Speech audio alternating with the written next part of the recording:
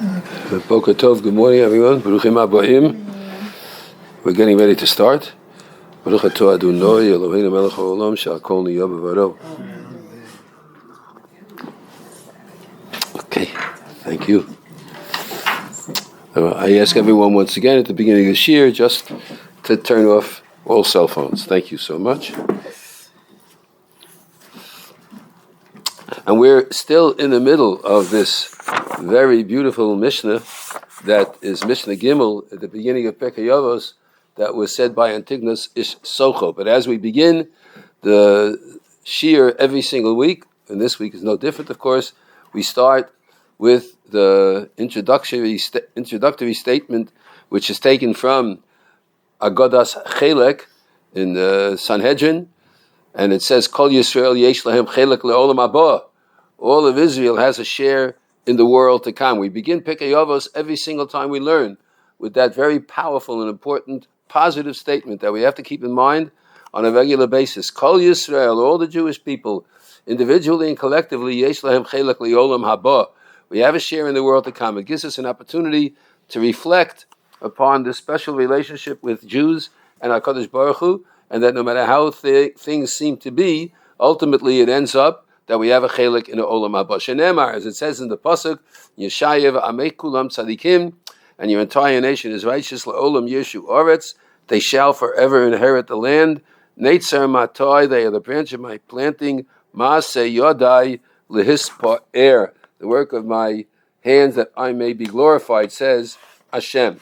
A very important announcement that we have to do each week. We want to remind everybody that Rabbi Snow's Shir is generously sponsored for the 2024-25 academic year by Scott and Linda Hannaford, former Balabatim and members of our shul in Borough Park, the Young Israel Beth El Borough Park, and they actually live now in, I think, Bala Cynwyd, Pennsylvania, if I'm not mistaken. And they heard that we're having a shir and generously sponsored for the OU, which is a very important thing to do. So we thank them very much. We had already discussed some major issues having to do with this famous Mishnah Gimel. Just a very quick perusal of some important points. Number one, Antigonus Ish Socho. You remember there was something unusual about the name. What's unusual about the name Antigonus Ish Socho?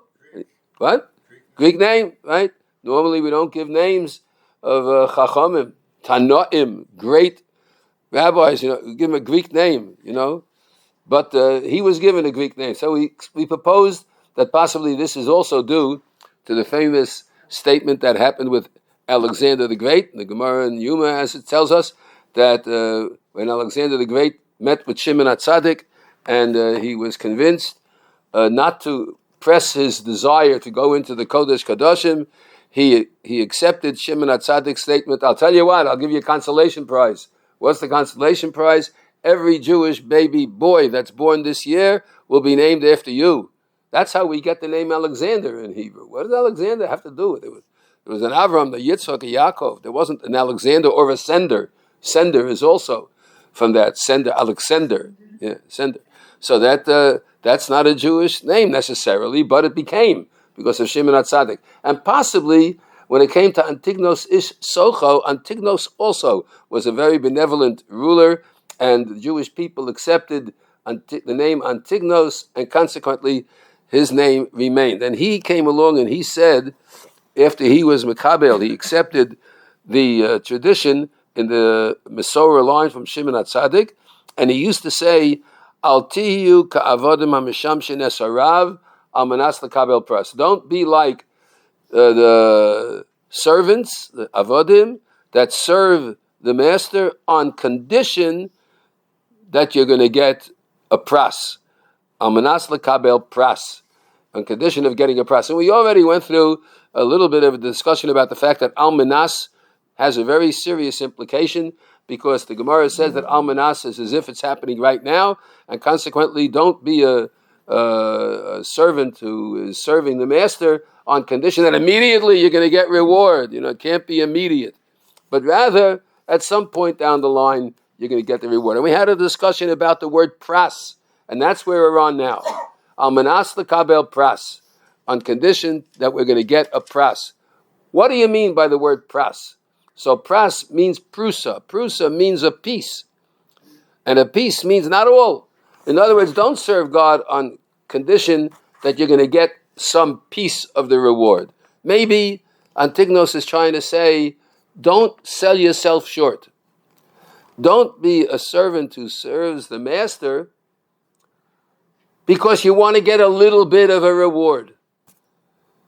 Don't do that. Don't sell yourself short. Don't just get a pras.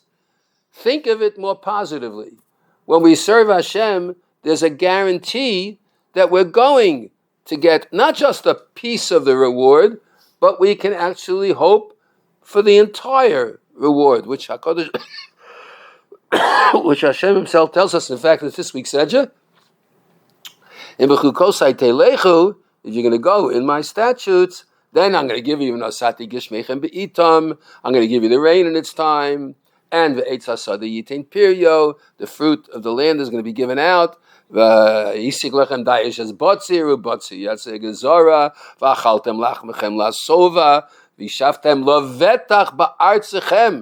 you live in your land with security. So there's a tremendous amount of reward that's available, and therefore you shouldn't just accept something that's called that's called a pras.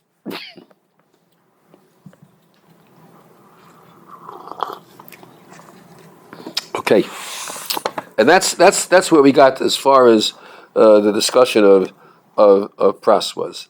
There is a very interesting comment, and we even made mention of part of it last week by the Baal Haflah, whose famous treatise on Masechta Ksubis, which is known as the Haflah, quoting quoting Pirkei Gimel in Mishlei. Now, for those of you who have ever had the opportunity of going through Mishlei, you know Mishlei was written by Shlomo HaMelech, Proverbs, and when you go through it, every sentence is, you can spend an hour on each and every sentence in Mishlei. But Pirkei Gimel in Mishlei has a pasuk which is very, very relevant, says the Baal Haflah, to the Mishnah that we're discussing. The Pirkei begins like this. Now, as soon as you hear some of these words, you're going to immediately be, that's where it's from. You know, I've heard this before. Start like this. Beni, and it doesn't only mean male, but it means my child. Torah si al tishkach. Don't forget my Torah. Umitzvosai yitzar libecha. And my mitzvahs shall be guarded and protected in your heart. That's the beginning. And then in Pasuk Beis, he says, Ki orech yomim ushlos chayim, because length of days and years of life, v'shalom yosifu loch, and peace will be added on to you. Again, these are words that sound very familiar. Chesed ve'emes al yazveka, kindness and truth will never leave you. Koshreim al gargarosecha, tie them around your neck as a necklace. Kosveim al luach libecha, and write them on the luach, on the slate of your heart. These words sound very familiar because they show up in many different forms. And then, of course, comes a pasuk which you'll recognize immediately. Umitzah chen v'seichel tov be'enei Elokim v'yadam. Where does that come? Where is that familiar from? Umitzah chen v'seichel tov be'enei Elokim v'yadam. Benching, of course. V'nimtzah chen v'seichel tov be'enei Elokim v'yadam. So Shlomo HaMelech says, Umitzah chen, when you do the Torah and you don't forget it, you'll find favor and intelligent wisdom in the eyes of Hashem and of people. Anyone who studies the Torah, Jew, non-Jew, it doesn't matter. They're amazed at what the brilliance is in the Psukim of Mishlei. A little further, because I want to get to the pasuk that is relevant to our section today. The pasuk goes on to say, "Betach el Hashem," of course, have faith in Hashem. B'chol libecha ve'el binoscha al tisha'ein. Don't rely on your own intelligence. Don't rely on your own thinking. Too many people say, "Well, I think differently." I have a different opinion. I have a different opinion. Okay, he says, don't rely on that. And now comes another pasuk, which is very familiar. B'chol drachecha da'ehu. In all your ways you should know him. V'hu yiyasher ochosecha. And that knowledge and the study of the Torah will straighten out your paths, because it will make everything clear. And the psukim go on and say, Al tehi chacham be'einecha. Don't be so wise in your own eyes. Yirah Hashem v'sur meirah. Fear God and turn away from bad. We're going to get to the concept of fear God a little bit at the end of the Mishnah. Rifos tihi l'sharecha. It's going to be a healing for your body. V'shikui la'atzmosecha. And it will be like marrow in your bones. It's the essence of your body. And then, of course, kabed es Hashem mehoncha. Honor Hashem from your very essence. Umereishiz kol tevuasecha. And with all the produce of your life. Then he goes on to say, and we're going to get to the main psukim in a moment. V'yimalu asamecha sava. Hashem will fill your storehouses with satiety. V'tirosh yikavecha yifrotzu. And the tirosh, the wine of your wine fields, will spread forth. Musar Hashem b'ni al timas. Don't despise the teachings of Hashem. Va'al tokots tochachta. This is very important. Tokots comes from the word kotsim. A kots is a thorn. Va'al tokots b'tochachtu. Don't get so thorny. Don't get so upset over Hashem's rebuke. In other words, it comes along with the knowledge and awareness of our relationship with Him. Don't get so upset if a little bit you get a reminder of Hashem's hochacha. Ki es asher yehav Hashem yochiach. You know why? Because Hashem strives to reprove and rebuke the ones that He loves. Ucha'ov esbein yirutze. And it's like a father who's working on the child to help the child see the right path. And when we look at Hashem's personal involvement with ourselves, we should be satisfied that even though we're not getting everything we want. Well, how many times I've been told this by somebody, a very fine religious person, said, I prayed so much and it didn't happen. Well, the Jewish people are a long time here, and sometimes we've been davening for things for a very, very long period of time. Didn't happen. Doesn't mean we give up. We understand that HaKadosh Baruch Hu has a plan. Then it goes on to say, Ashrei Adam B'tzach Chochma. Fortunate is the person who finds wisdom, V'Adam Yafik Tvuna. And ultimately, what happens is that they spread out with understanding. And we're getting to the pasuk I wanted to focus on. And maybe this sounds familiar. Kito Sacha Mischar Kosef, because it's the merchandise is better than any money can buy. Umechorutz tevu asa, and it becomes even better than the planted wheat. And now we're coming to the pasuk I wanted to speak about. Yekara hi mipninim. What happens in the Torah is more valuable than pninim. Pninim meaning jewels. Yekara hi mipninim. When we have the Torah, that is so valuable. It's better than any jewels you can imagine. Pninim implies a very, very precious jewel. Yeah, it reminds me of the Yiddish phrase, Torah is die beste Säule. Exactly where it comes from. You got it. You got it. And then it says, the crunch line that we want to focus on now, V'chol chafotzecha, all your desires, lo yishvuva, will never equal it.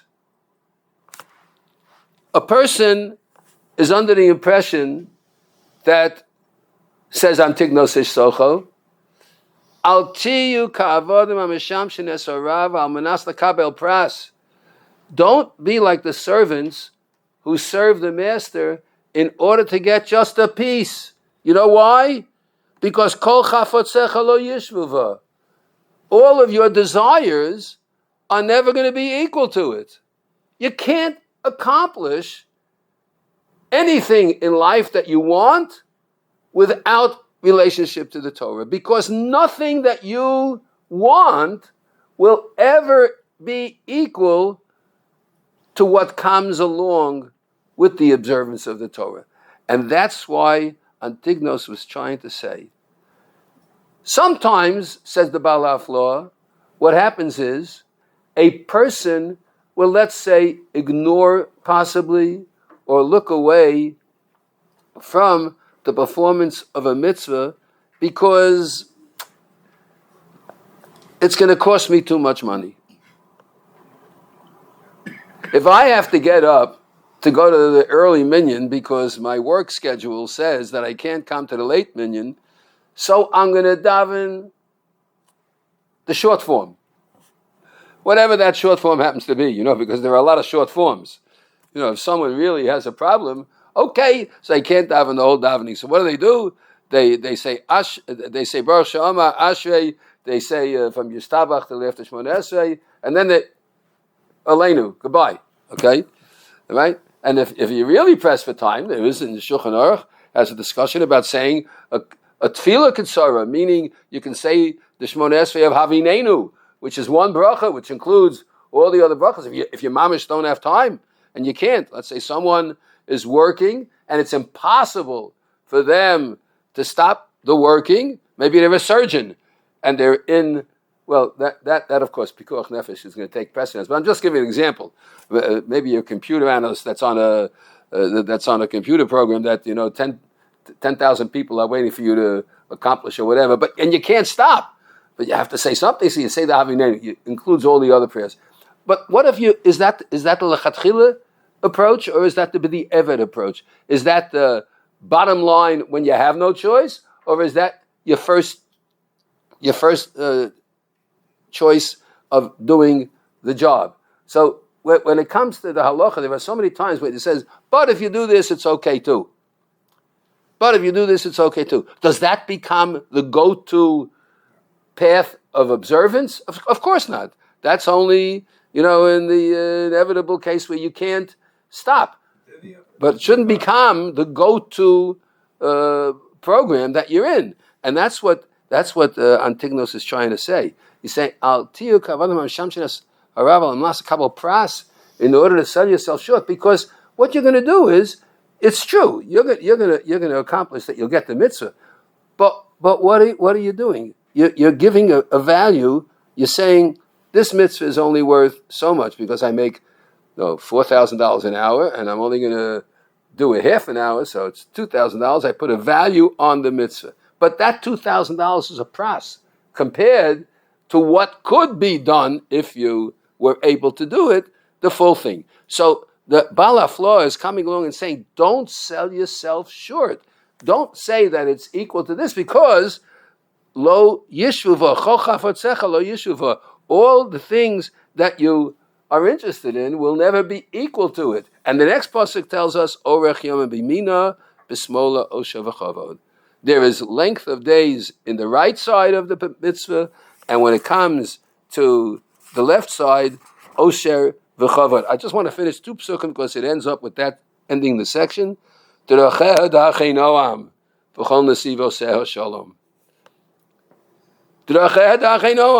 paths are paths of pleasantness.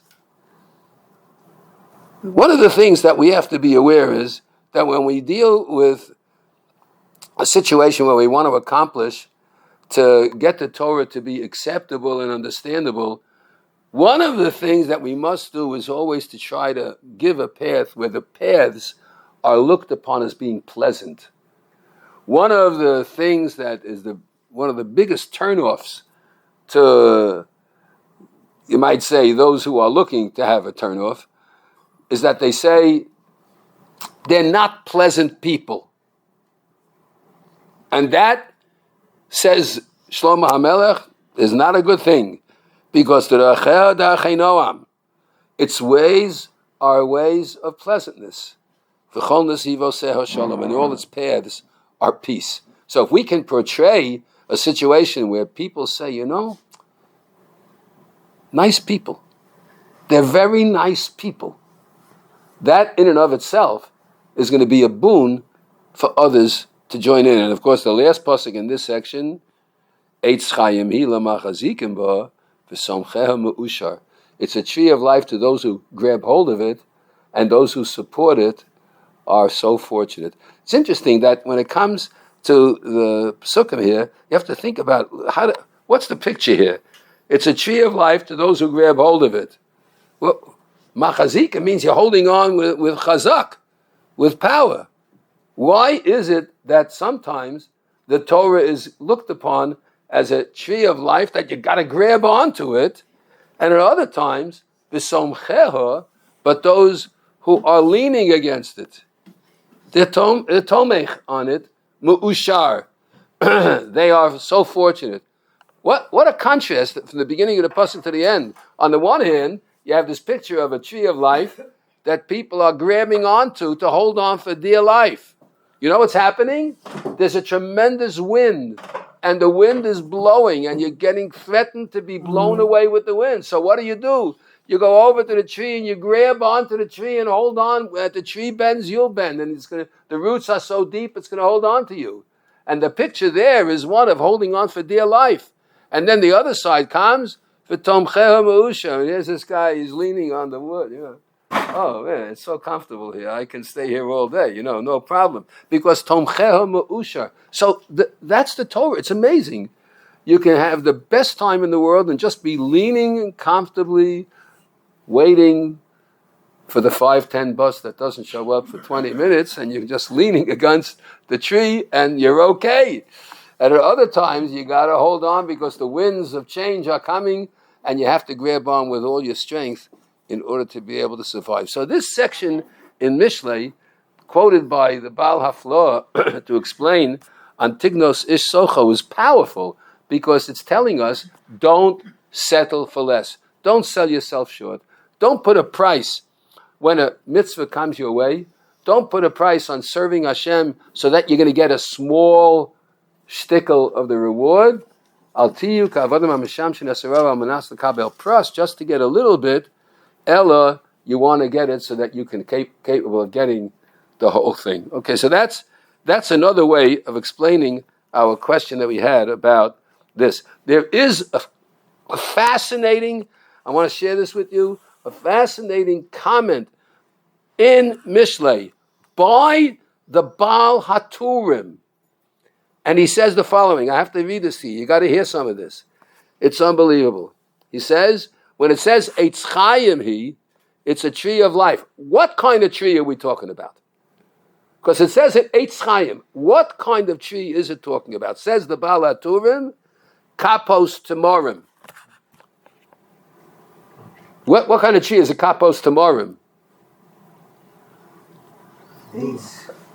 What? Dates. A date palm. Right, Kapos Timorim. Where do we have a date palm in our Jewish lives? The lulav, right? The lulav is Kapos Timorim. By the way, Kapos Timorim, if it's plural, it's spelled Chof Pei Vav Tov. But in the pasuk, when it says you take the lulav, it says Kapas Timorim. It doesn't say with a Vav. It says Chof Pei Tov. And the Gemara in Sukkah learns out from here that the lulav has many, many branches. But you're not supposed to take a whole bunch of branches because it says kapas, which is singular. So you're taking one branch. But that one branch at the same time has to be a plural because it says kapos. Sure enough, we take a lulav which has many branches. Not a single lulav shtickle, like the palm, business. It's kapos timorim. It's a lulav which has many branches. And listen to what he said. This is unbelievable. Lulav B'gematria Chaim. Think about it.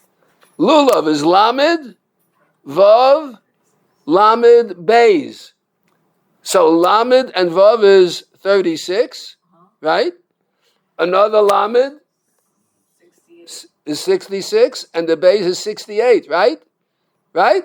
So what does that number mean? Chaim, what is Chaim made up of? So Ches is 8, 2 Yuds is 20, Mem is 40, 68. Lulav b'gematria Chaim. When you grab hold of the lulav, you're grabbing hold of life. Eitz Chaim hilam achazikim ba. It's a tree of life when you hold on to it. That's what the Baal HaTurim says. He brings that. There's a couple of more things that he mentions about this.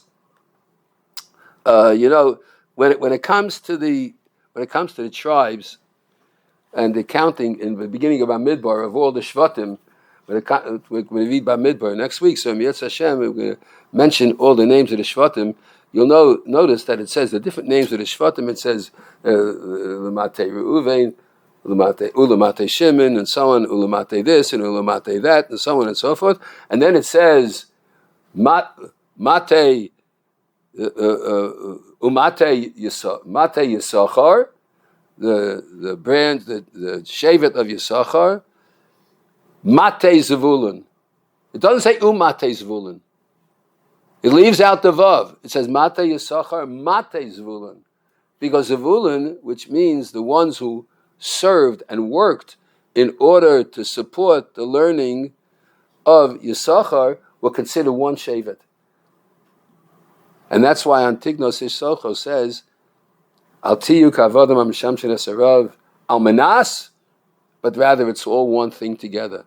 The serving of Hashem and the learning and support of it is all one. That's why there's no vav over there.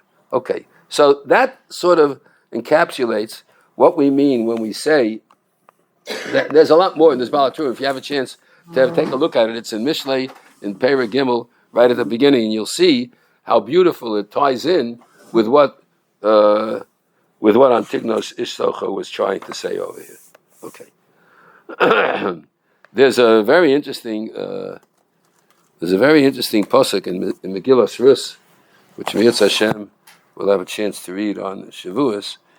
And Megillas Rus has so many powerful and important teachings having relationship to the statement of Antignos Isocho. In Perek Beis, we know the basic story, So Rus Hamoaviyah, she goes and she clings with her mother-in-law and so on and so forth. And then when it finally comes to going to collect in the field, in Pasuk Yud Aleph and Yud Beis,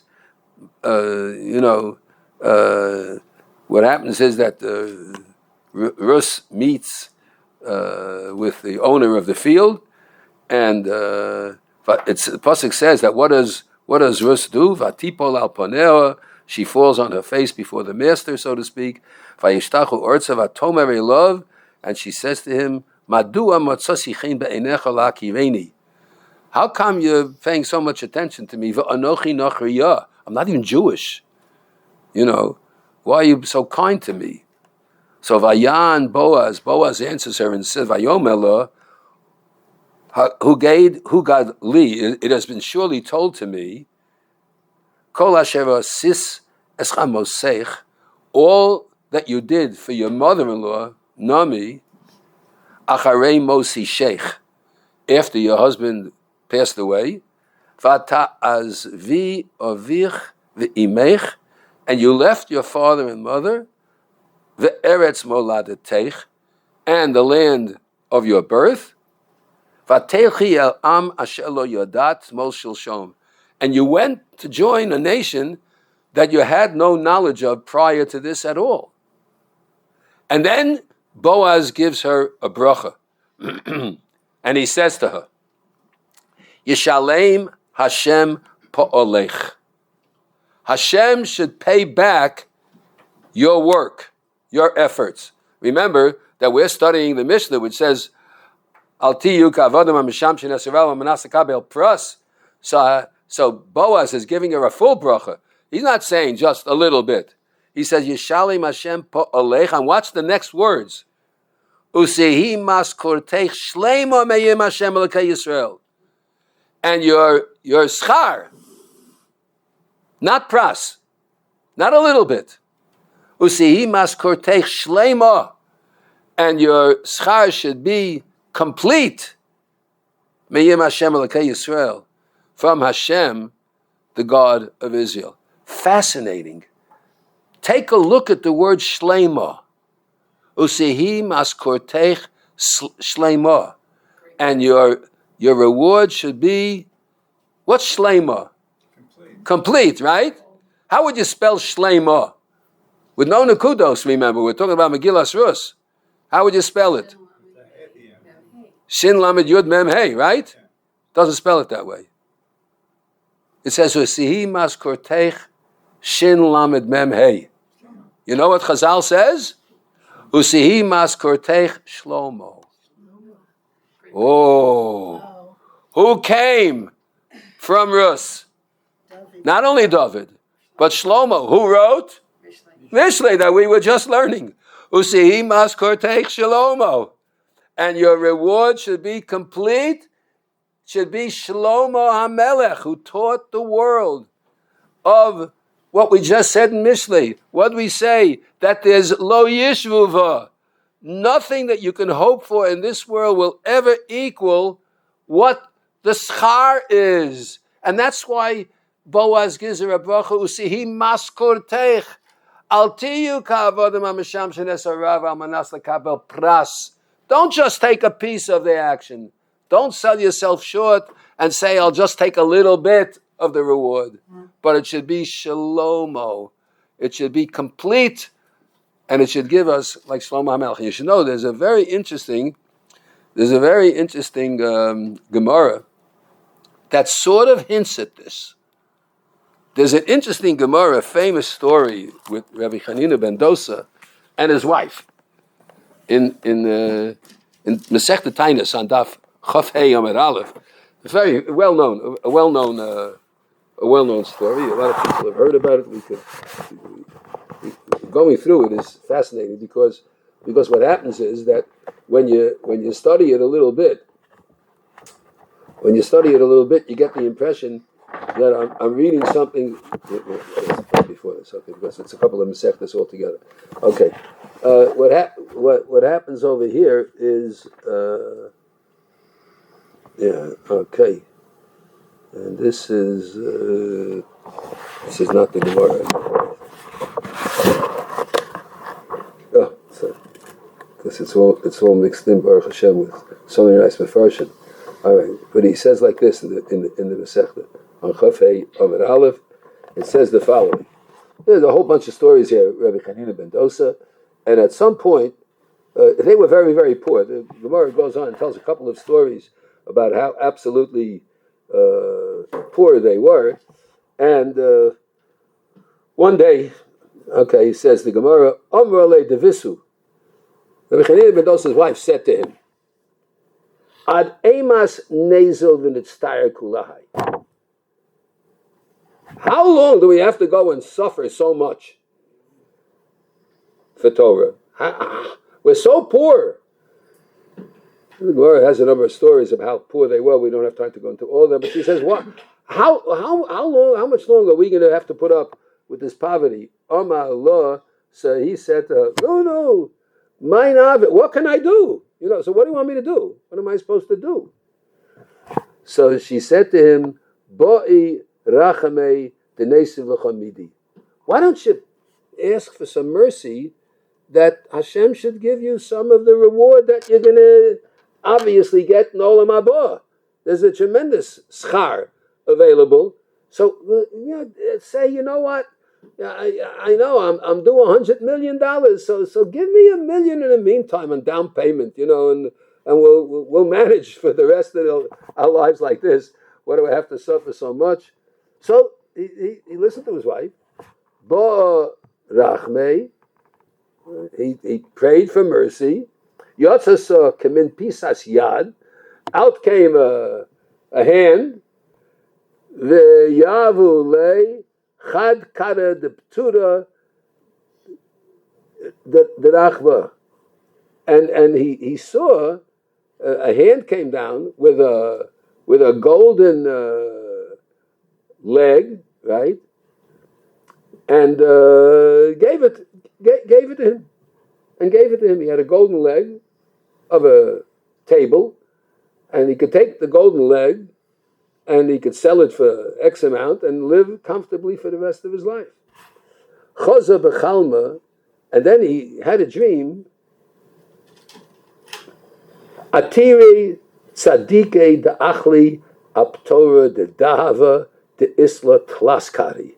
He saw in his dream that all the great rabbis and everybody who was a tzaddik were eating at tables.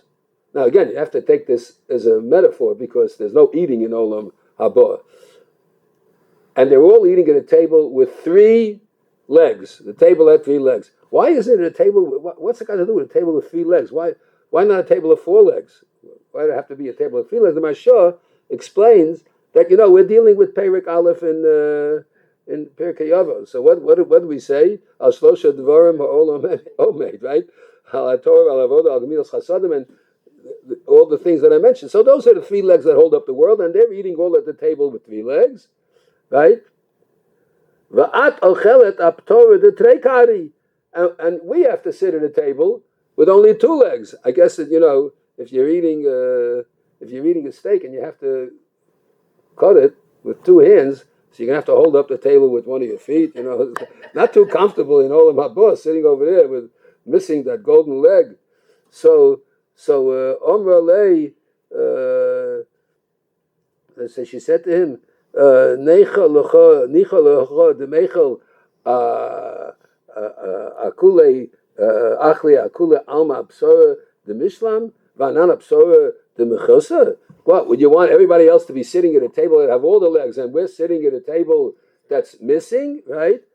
Omra Lei, so she said to him, Umay Navid, what should we do? So boy, Rachmi v'shalklinhu minach. Beg for mercy, he should take the leg back. Now you have to understand, this is really, as Moshe said, this is like really upside down. We can daven all our lives that we want, please, you got to help me out a little bit over here, And sure enough, Hashem helps you, gets you a good job, you bought a lottery ticket, whatever, and you won, Hashem helped out. Imagine after you get the lottery ticket, you win, and you know how many people who win lottery tickets, it ruins their lives, mamash, So imagine that they would ever do this, Rebbeinu Shalom, take back the lottery ticket. It's like you're asking the reverse of the possibility of what everybody else in the world wants, and that's what she told him to do, right? Boy, Rachmi v'shaklinu. Oh, Tana, says the Gemara, Gadol hoyanes ha'achron yosem min harishon. The second miracle that they took back the leg, Hashem took back the golden leg, was greater than the first miracle, which was that gave him the reward. The Gemiri, we have a rule, the Meir Yavi Mishka Lo Shakli. Yeah, giving we'll give. We can give. But to take back doesn't work.